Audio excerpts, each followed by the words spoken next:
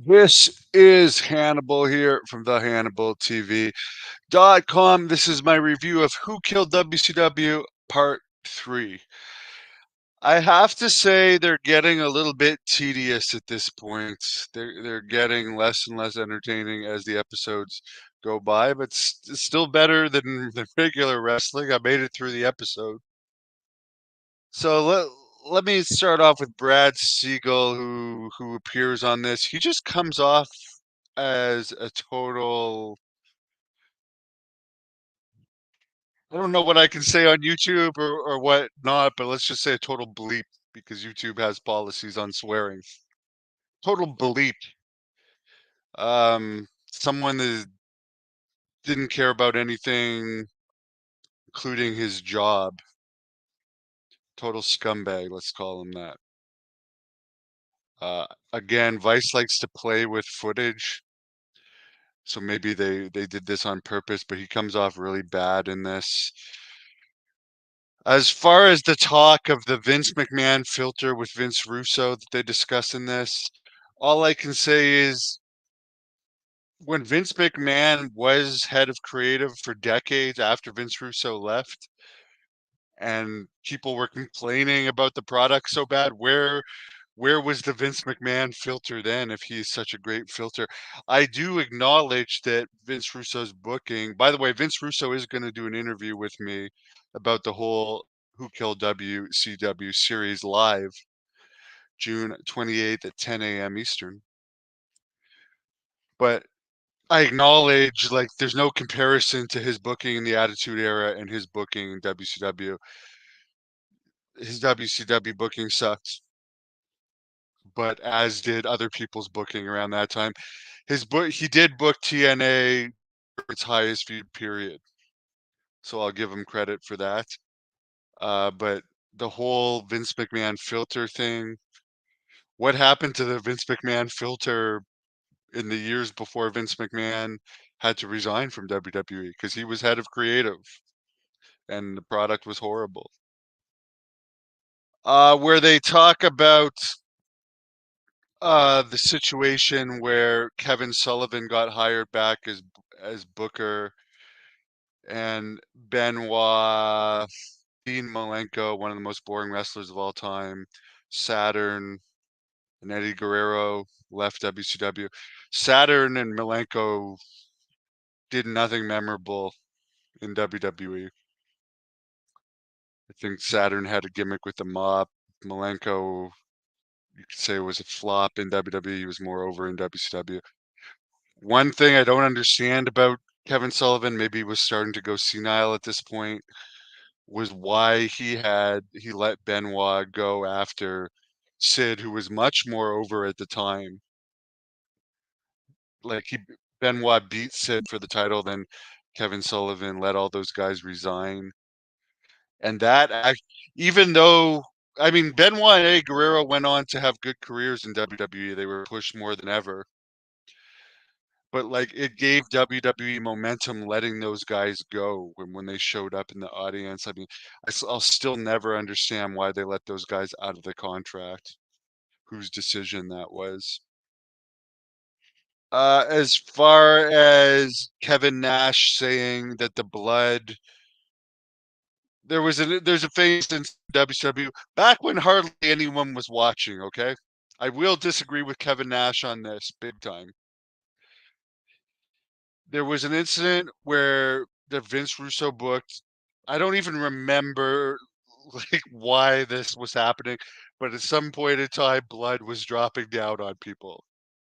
Yeah, it was stupid, but there was an incident where Kevin Nash was in the middle of the ring or something, and the blood just got a little bit on him, pretty much missed him. And Kevin Nash said, "What was worse, that or the finger poke of doom?" The finger poke of doom. Do you guys want to know why? Because first of all, hardly anyone was watching WCW by the time that blood mishap happened. It wasn't at a Georgia Dome with 45,000 people, and it wasn't like the main event. The finger poke of doom was at the Georgia Dome in a feature match front of thousands of people, and people were still watching WCW at this time. WCW had momentum. By the time this blood thing happened, hardly anyone was watching WWE compared to what were. Obviously, way more people were watching it on TV than watch wrestling nowadays on TV. But I totally disagree with Kevin Nash that the missing of the blood dropping on him was worse than the finger poke of doom. Because no one even remembers friggin' dropping of blood unless they keep replaying it in documentaries like this. But like, as far as do people remember that compared to the finger poke of doom? Everybody remembers the finger poke of doom. They talk about the Millionaires Club versus New Blood angle in this that I guess Bischoff and Russo came up with as if it was a success. Does anyone really remember anything about that angle other than there was a Millionaires Club and a New Blood?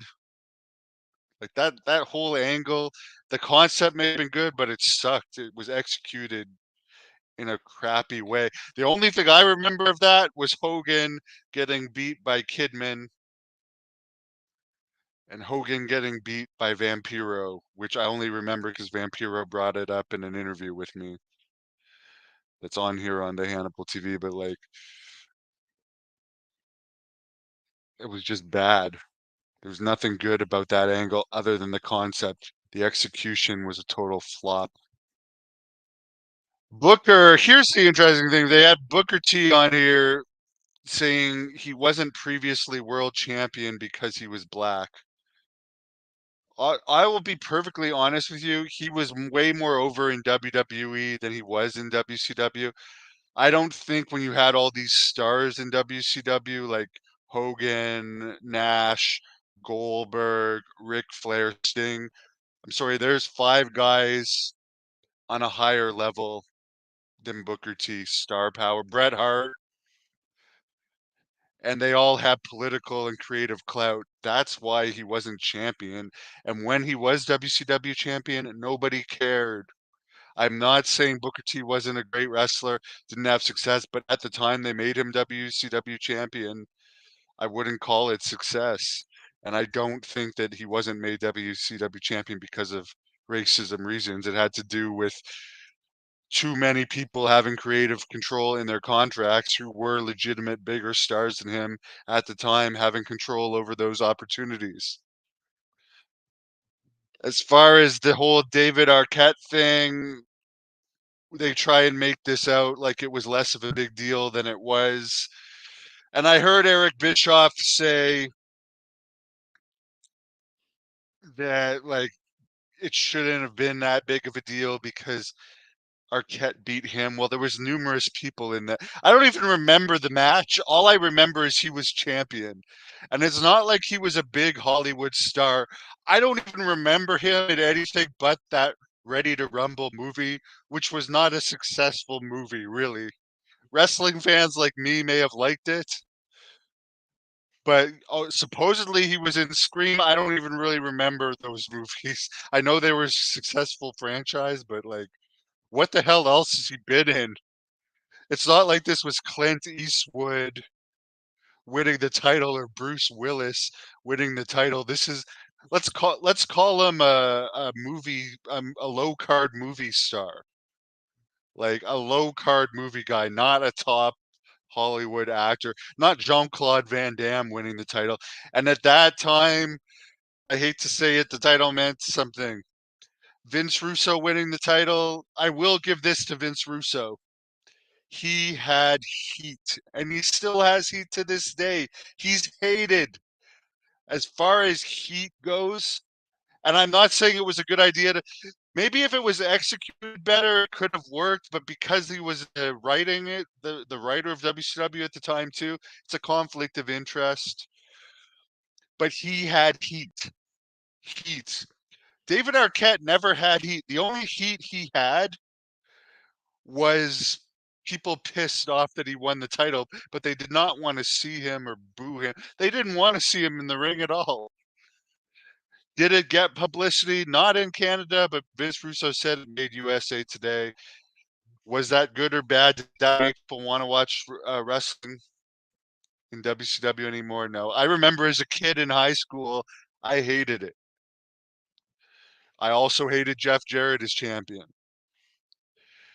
But let me tell you about Vince Russo. At least he had heat. I'm not saying it was good to have him as champion, but people hated him and still hate him to this day. He wasn't a trained wrestler. He couldn't have matches. But at least him with the title, it got even more heat on him. I'm not saying it was a good idea. As I think DDP said in this, whether he'll admit it or not, this probably has something to do with he secretly had a childhood dream of being champion, or he wanted to be able to call himself the champion. It still gets some heat to this day. I think the David Arquette winning the title was worse because he wasn't hated, he wasn't liked. It was just, oh my God, they put the title on this B or C movie star.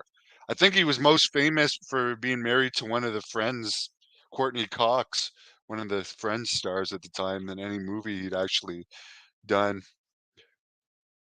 Vince Russo also claimed that during his time as champion, wrestlers were stiffing him.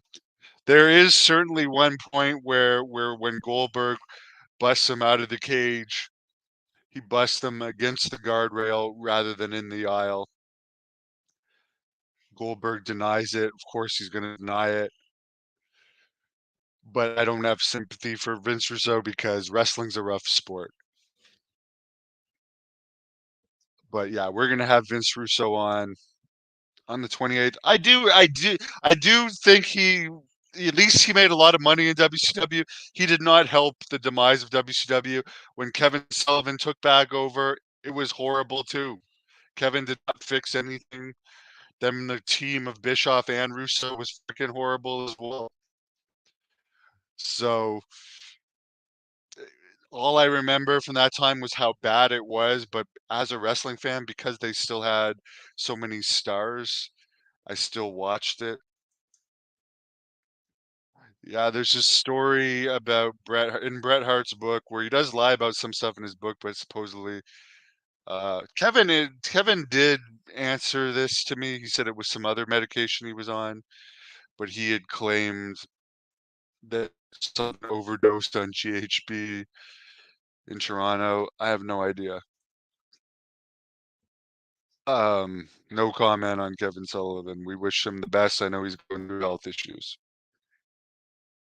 But he certainly didn't it was almost like he didn't try that hard when he was brought back. I think he may have been sent home and paid for sitting at home in between the time they brought him back, just like they did with Russo and Bischoff.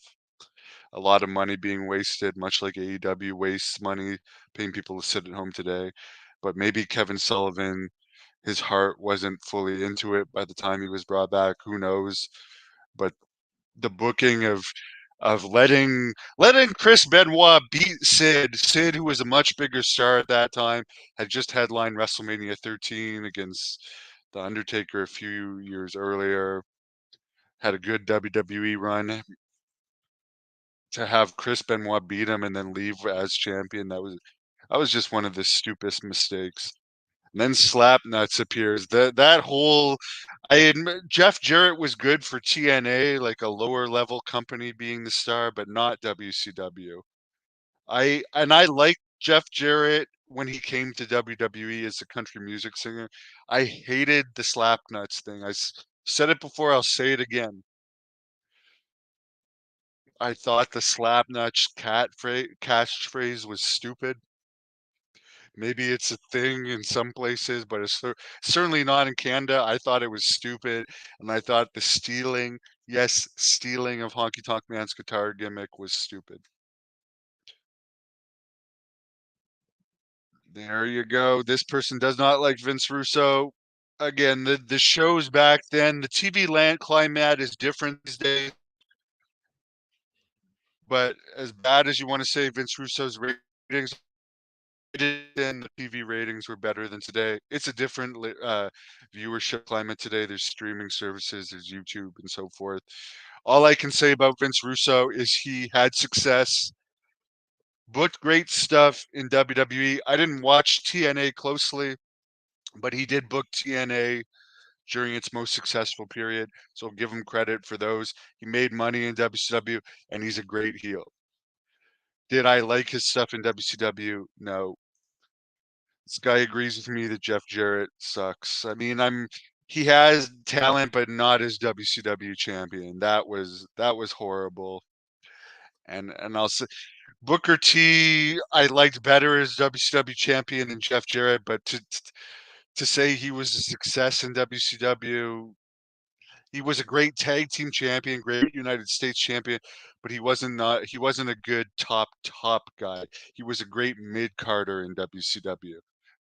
By the time he got more popular in WWE and was a better at the top than WWE, but he was never on the level of a John Cena or a Hulk Hogan or a Ric Flair or a Bret Hart, but he's a solid performer, great look, legitimately tough guy, but I don't buy his I didn't get the title before Vince Russo put the title on me because I was black. I just don't buy it.